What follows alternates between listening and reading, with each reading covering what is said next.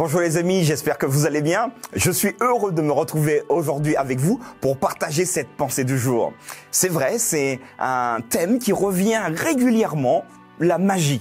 Et la question aujourd'hui, que penser de la magie blanche? Alors la magie blanche se définit comme étant l'utilisation de pouvoirs surnaturels ou carrément de magie à des fins positives ou encore à des fins bienveillantes. Alors n'hésitez pas à me mettre en commentaire, que pensez-vous de la magie blanche?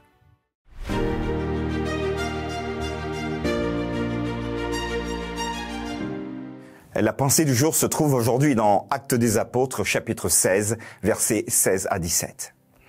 Comme nous allions au lieu de prière, une servante qui avait un esprit de python et qui, en devinant, procurait un grand profit à ses maîtres, vint au-devant de nous et se mit à nous suivre, Paul et nous. Elle criait, « Ces hommes sont les serviteurs du Dieu très haut et ils vous annoncent la voie du salut. » Voilà, il y a quelques instants, je vous demandais, voilà, votre avis. Surtout, n'hésitez pas à l'écrire pour savoir ce que vous pensez de la magie blanche. Alors, très clairement, il y a quelques semaines, nous avons vu que la Bible nous invite à ne pas faire confiance, à ne pas interpeller les morts, les esprits, ne vraiment pas y toucher parce que c'est une abomination. Mais certains se disent, mais d'accord, pour les mauvaises choses, Dieu l'interdit clairement, mais si je connais quelqu'un qui me propose des choses plutôt positives, de bons conseils, de bonnes indications pour ma vie, ne devrait-on pas écouter ces gens? Donc, point d'interrogation, et d'ailleurs, c'est pour cela que cela s'appelle de la magie blanche. Mais quoi qu'il en soit, soyons clairs, ça reste néanmoins de la magie. Mais allons un tout petit peu plus loin puisque la Bible nous en parle. Et dans le texte que nous avons lu il y a quelques instants, Paul se voit poursuivre par une femme qui finalement avait ce qu'on appelle un esprit de python. Et c'est intéressant puisque cette femme va crier à tout le monde, à tous ceux qui veulent l'entendre, « Ces hommes sont les serviteurs du Dieu très haut et ils vous annoncent la voie du salut. » Attendez, moi je me dis que s'il y a quelqu'un qui réussit à deviner ma mission, la mission de Paul ici, moi je trouve ça génial. Et pourtant, il va se passer un élément fondamental. Si nous continuons le texte au verset 18, la Bible va nous dire: elle fit cela pendant plusieurs jours. Donc vous pouvez imaginer Paul, qui est un homme de Dieu engagé, étant poursuivi par quelqu'un qui est en train de lui dire « cet homme » ou « ces hommes », parce qu'il était accompagné d'autres personnes, sont les serviteurs du Dieu très haut. Merveilleuse publicité, n'est-ce pas? Mais j'aime bien le verset 18 qui me fait sourire un peu. Et Paul, il est fatigué par cette femme qui le poursuit en disant « oui, ces hommes sont les serviteurs du Dieu ». Il en a par-dessus la tête. Le texte nous dira donc Paul, fatigué, se retourna et dit à l'esprit « je t'ordonne au nom de Jésus-Christ de sortir d'elle ». Et il sortit à l'heure même. Intéressant, une femme qui dit de bonnes choses, qui promeut finalement le fait que ces hommes, donc Paul et ses amis, sont des serviteurs du Dieu très haut. Et pourtant, Paul, il est fatigué.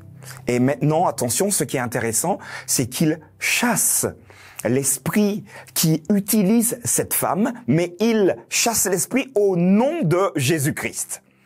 Alors, c'est vrai que là, on pourrait se poser plein de questions. Mais pourquoi Paul fait-il cela? J'aimerais vous apporter un élément d'éclaircissement. Jésus, dans Marc chapitre 3, versets 23-26, va nous interpeller et il va nous dire ceci. Jésus les appela et leur dit sous forme de parabole. Comment Satan peut-il chasser Satan? Verset 24. Si un royaume est divisé contre lui-même, ce royaume ne peut subsister. Et si une maison est divisée contre elle-même, cette maison ne peut subsister. Verset 26. Si donc Satan se révolte contre lui-même, il est divisé et il ne peut subsister. Mais c'en est fait de lui. Pourquoi ai-je abordé ce texte de Marc?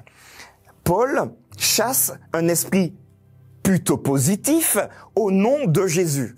Et Jésus lui-même explique qu'un royaume qui est divisé contre lui-même n'existe plus. Donc si cette femme avait un esprit positif, un esprit qui vient de Dieu, Paul n'aurait pas dû chasser cet esprit.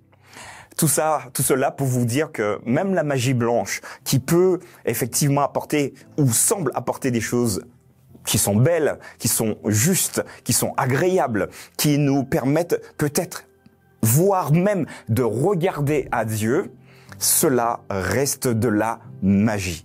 Et d'une manière très claire, la Bible nous invite à ne pas y toucher. C'est tentant, je vous l'accorde. En tout cas, beaucoup de personnes, parce qu'ils ont peur du lendemain, ils ont peur du futur. Peut-être que vous qui me regardez, vous avez également peur du futur, vous voulez savoir. Faites confiance à Dieu. Et c'est vraiment le seul chemin que vous et moi devrons suivre.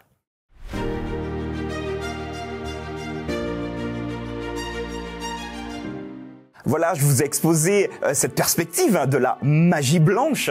N'hésitez pas à me dire, les amis, ce que vous en pensez. Discutez entre vous, mettez des pouces juste en dessous de la vidéo. Un petit pouce, ça permettra à la vidéo d'être mieux vue. Et surtout, n'hésitez pas à être avec nous demain pour une nouvelle pensée du jour.